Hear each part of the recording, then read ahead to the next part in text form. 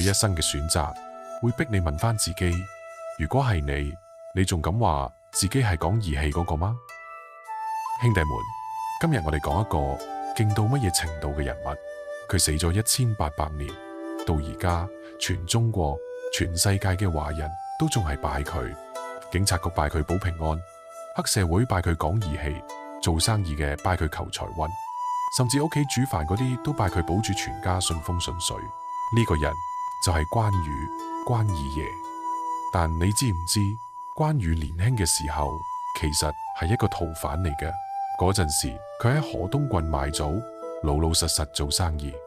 有一日見到個地方惡霸欺負良家婦女，關羽個火氣即刻上晒嚟，忍都忍唔到，攞起把刀衝上去，3兩下就將嗰個惡霸劈死咗。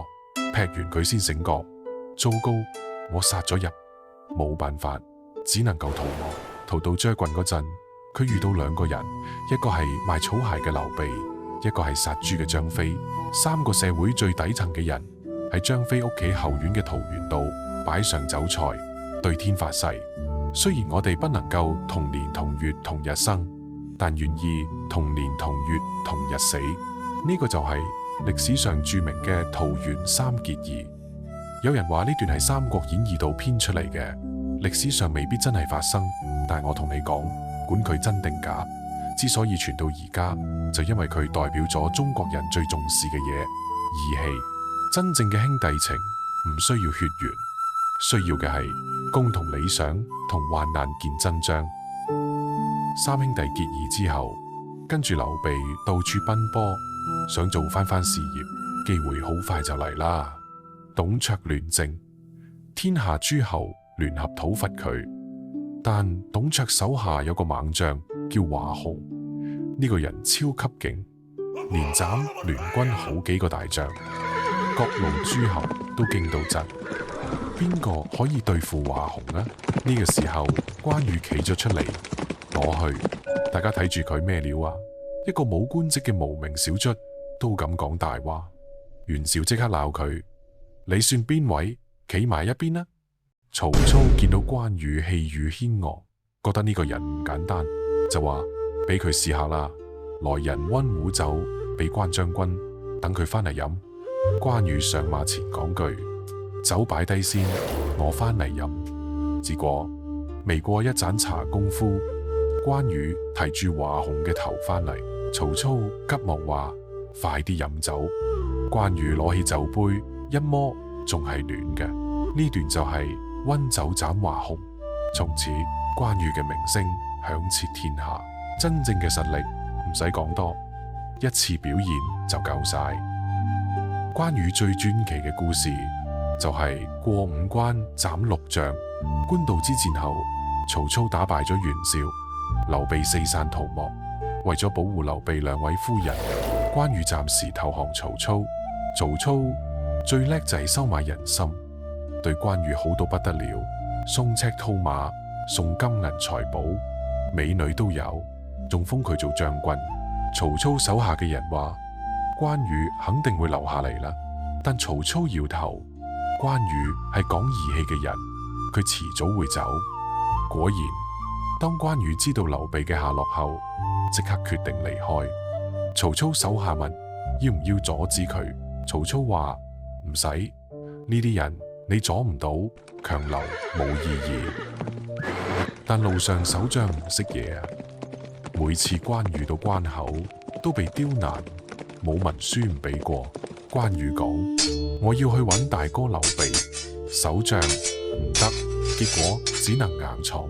就咁，關羽過5關斬6將，千里尋兄。佢內心係矛盾嘅，嗰啲守將同佢冇仇，但為咗信義，佢只能出手。真正嘅忠誠係唔計代價嘅堅持。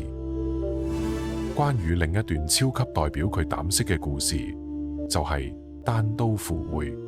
當時劉備佔住荊州，孫權想要翻，派魯肅同關羽談判。關羽手下勸佢：將軍，呢個肯定係鴻門宴。關羽大笑：驚乜啫？我都要睇下孫權可以點我。佢只帶住一把刀，坐條小船就去會面。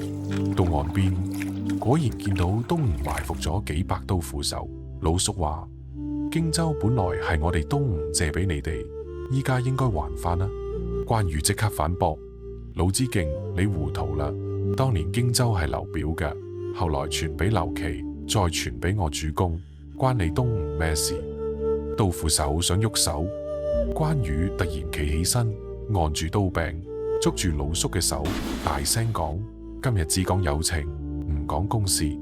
魯子敬飲酒去，拉住魯肅行到江邊，啲士兵唔敢喐。關羽上船，揚長而去。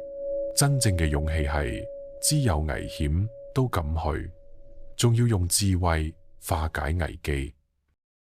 關羽一生最光輝嘅時刻就係水淹七軍，曹操派曹仁攻打荊州，僵持不下，又派于禁、龐德帶七軍支援。關羽發現曹軍駐營嘅位置地勢低，又係秋季雨多，就決定築壩引水。等暴雨落到差唔多，上游水位上升，突然放水，曹軍7萬人被洪水沖散，于禁投降，龐德寧死不屈被斬。呢一役，關羽威震華夏，曹操聞之色變，甚至想遷都。但正所謂人在最得意時，就係最危險嘅時候。勝利會令人成驕傲，而驕傲會令人失去警覺。水淹七軍之後，關羽開始驕傲。孫權想聯姻，提議娶關羽女兒。關羽聽完大怒，婦女焉能嫁犬子？直接羞辱咗使者。孫權當然嬲爆，決定聯合曹操偷襲荊州。呂蒙患病，由陸遜接手。陸遜上任後寫信大讚關羽，乜神威蓋世、天下無敵都講晒。關羽睇完好開心，以為陸遜唔值一提，就將主力調走。結果呂蒙白衣渡江，偷襲荊州，一舉奪城。關羽前有曹軍，後有吳軍，被夾擊，最後退到麥城，兵力所剩無幾。